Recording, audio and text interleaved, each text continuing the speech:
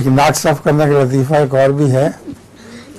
ایک بچہ تھا, اس کے پاس ایک بڑی موٹی سی عورت بیٹھی ہوئی تھی, تو بچہ بار بار اپنے کف سے یوں کر کے ناک پہنچتا تھا.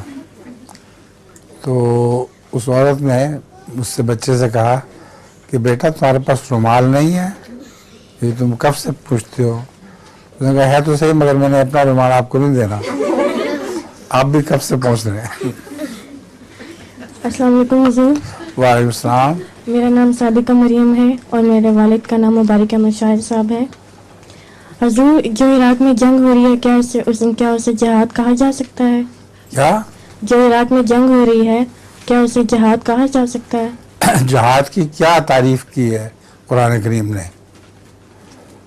قرآن کریم میں جہاد کی تعریف یہ کی ہے وَإِنَّ اللَّهَ عَلَىٰ نَصْرِهِمْ لَقَدِيرٌ, کہ جو جہاد کرے گا خدا کے لیے, اللہ تعالیٰ اس کی نصرت پر قادر ہے.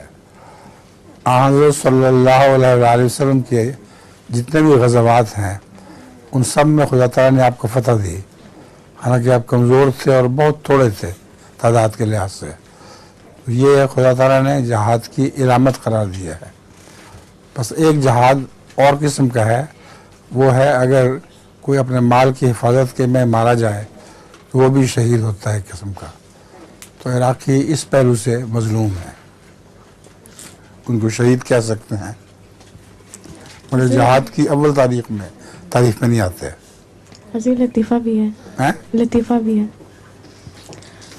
مریض جو ہی ڈاکٹر کو اپنی بیماری کے بارے میں بتانے لگتا ہے تو ٹیلی فون کی گھنٹی بجتی ہے اور ڈاکٹر ادھر مصروف ہو جاتا. جب کئی بار ایسا ہوا تو مریض اٹھ کر جانے لگا. ڈاکٹر نے حیرت سے پوچھا کہ کہاں جا رہے ہو, تو مریض نے جواب دیا کہ قریبی فون بوتھ پر. اچھا.